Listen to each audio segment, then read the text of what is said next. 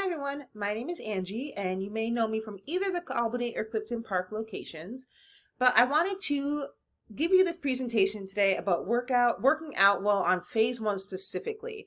We're not going to go into phase two or phase three, but as most of you are on phase one, we get this question a lot. What can I do for exercise? And we really want you to rein it in, and this is going to explain why and what types of exercises are going to be best for you while on phase one. So first, why no high intensity exercise while on phase one? As you know, the idea of this protocol is that we use ketones as energy rather than glucose. Glucose, which comes from carbohydrate sources, are actually our body's preferred energy source. It's way easier to break down. But because this is a low carb diet, our body shifts from using glucose as energy to ketones, which comes from fat. Now, when we're exercising, the body starts to look for glucose sources because, again, it's way easier for the body to use glucose instead. Glucose is stored in our liver and also our muscles. But glucose can also be generated in a process called gluconeogenesis, which basically means making glucose from non-carbohydrate sources. So in this case, the body decides to look for protein for its glucose source. What does this mean? It means that it comes from our muscles. So it takes protein, it breaks down muscle into protein, uses that, creates glucose, so then we can do our high intensity exercise. But then what happens is that we start to lose muscle, and we don't want that to happen. The great thing about phase one and this protocol is that we maintain as much muscle mass as we can because of that high protein intake. So we don't want to lose muscle during this process. Losing muscle does help with weight loss because you're losing weight, but we're losing muscle, and that's really what we want going forward. Now, gluconeogenesis also increases cortisol. We're all familiar with cortisol. It's our stress hormone. This chronic elevation can cause those weight loss plateaus or even weight gain because we start to increase hunger. Some of you may have noticed this. You may have decided, you're a few weeks in on the protocol, you're feeling great, you're losing weight, but you also miss exercise and start to think, hey, maybe I'm just going to throw in a couple runs here and there, or I'm going to go to a spin class just to help with the weight loss process. And then what happens? You plateau. This is why. We want to make sure that we aren't creating elevated cortisol, but also your body's smart and it starts to adapt.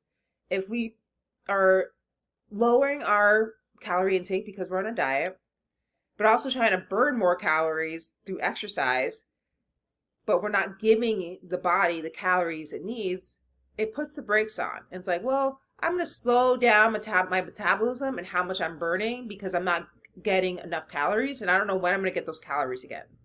So this is why high intensity exercise on phase one is not the best idea. So what can we do? Low impact exercise and mobility and flexibility. Walking, biking, swimming. I want you to think conversational pace. If you can't hold a conversation while doing your exercise, then it's too intense. Mobility and flexibility are something that's often overlooked and really can be key throughout the rest of your life. Yoga and specific mobility exercises for different joints really builds a foundation for your health and for your body. So low impact aerobic exercises decreases belly fat, preserves that muscle mass, increases vitamin D, especially if we're outside, and also increases bone density. You want to aim for 8,000 to 10,000 steps per day. Now, take a look at your steps per day. Maybe you're at home a lot. Maybe you're sitting in the office all day. You want to see where you're at currently with your steps. Maybe you're only at 2,000 steps per day, and just increase gradually. How can we increase gradually? Simple things, we've heard of them all, but we're going to reiterate them here. Park on the far side of the parking lot. Walk for 10 minutes after every meal. This also helps in digestion and bowel movements. Get up every hour and walk for 5 to 10 minutes while at work. Some of you may have even caught me wandering in circles throughout the offices here because I'm trying to keep my steps up. I went from a job where I was on my feet all day coaching, getting 8 to 10,000 steps per day, to shifting and having more of an office type job here in this environment, and my steps went down. Now, I'm really intentional about this. Just every hour I get up and I walk for 10 minutes. I feel a lot better. It's actually helped me maintain my weight, and my energies are up. Lastly, meet with friends and go for a walk instead of going out for food. This is one of the biggest things that people struggle with. Well, on this protocol is that we're all very social and we all want to go out to eat. And that's usually the number one friend dates that we have. But maybe ask your friend, like, hey, let's go on a walk instead. Or, let's meet, at Crossgates and just walk around the mall. Things like that. Just a little bit more activity to get those steps up. Now, let's talk about mobility and flexibility. We're first going to talk about the impacts of moving weight and HIIT before your body is mobile. Mobility, what does that mean? Or flexibility? It's how your joints move through a range of motion.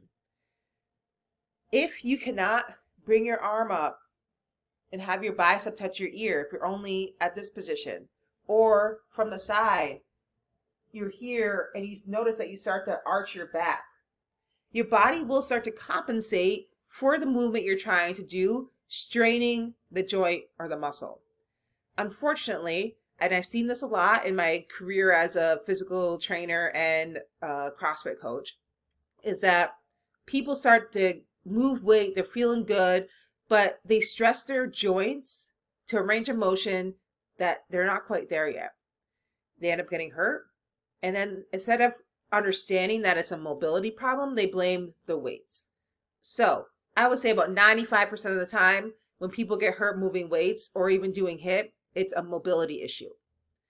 So we want to focus on this mobility to help decrease the compensation of and strain on the joints and muscles.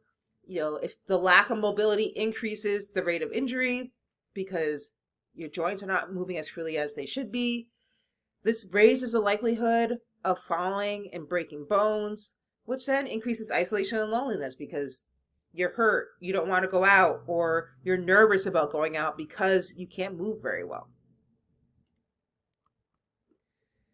So again, the importance of mobility and flexibility is it increases the range of motion, it lengthens the muscle, and it prepares the body for lifting weights. This is the foundation for any sort of movement. And to be honest, as we get older, we lose our mobility and our flexibility. You've seen a little 2-year-old just squat down without a problem. Not many of us can do that anymore. And I'm not saying that you have to get to that point, but you want to be able to get up off the floor if you have to. You want to be able to reach up in the pantry and be able to grab something off the top shelf. All these things, if you don't use it, you lose it. And that's why we want to really focus on mobility and flexibility. So how to do this? I would personally work with a qualified trainer or go to a yoga studio. These are professionals that can really see your range of motion, because it's funny but not funny. But a lot of times, at least I've seen in my career, people think they're in the right position, but they're not. So having someone there to tell you like, hey, you're actually not in the right position, here's what we're going to do instead to help get you there is really beneficial. Test before going big, safety first. Doing yoga and mobility should be uncomfortable to start, but it should not hurt. If it hurts, then stop and definitely seek some help. But also don't be afraid of getting hurt. Well, be cautious. Again, if you're uncomfortable, that's okay. You're moving your joints in a range of motion that you haven't done for a while, and it's bound to feel uncomfortable. But again, if it hurts, stop. Now, the areas I love to focus on are hips, the thoracic spine, which falls from shoulder to about the middle of your back, and your shoulders. In another presentation, I'm going to go through some exercises focusing on hips, thoracic spine, and shoulder mobility to give you something to work with.